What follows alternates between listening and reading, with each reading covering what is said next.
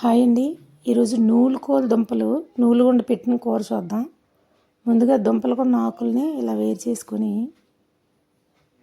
Peeler పెట్టి ఆ దుంపల మీద ఉన్న తొక్కలన్నీ జాగ్రత్తగా తీసుకోవాలి. కొంచెం గట్టిగానే ఉంటాయి,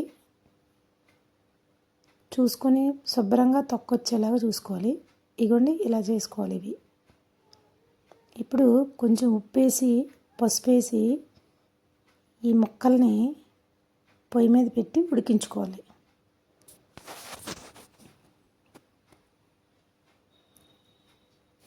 ఉడికించిన తర్వాత ఇలాగా వార్చి పక్కన పెట్టుకోవాలి.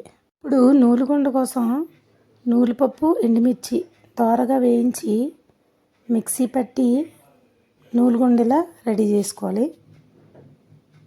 ఇప్పుడు మూకుడు పెట్టి నూనె వేసి అందులో మినపప్పు, శనగపప్పు, జీలకర్ర వేసి పోపుని వేగనివ్వాలి.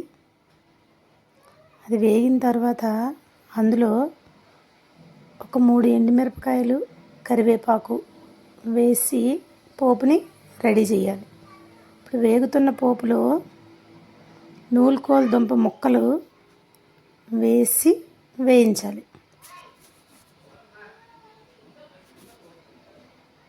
కొంచెం నూనెలోని ఒక 2-3 నిమిషాల పాటు వేగాలి.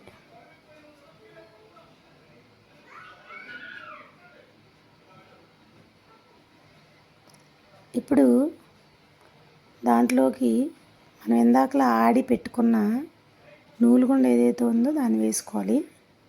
అయితే ఉప్పు కొంచెం చాలదు కాబట్టి నూలుగుండకి సరిపడా ఉప్పుని ఈ కూర మీద మనం మళ్ళీ జల్లుకోవాలి. ఇగోండి ఇప్పుడు మనం అనుకున్న నూలుకోలు దుంపలు నూలుగుండ పెట్టిన కూర రెడీ అయిపోయింది. ఇది చాలా టేస్టీగా ఉంటుంది. ఒకసారి ట్రై చేయండి. Thank you for watching. Please subscribe my channel.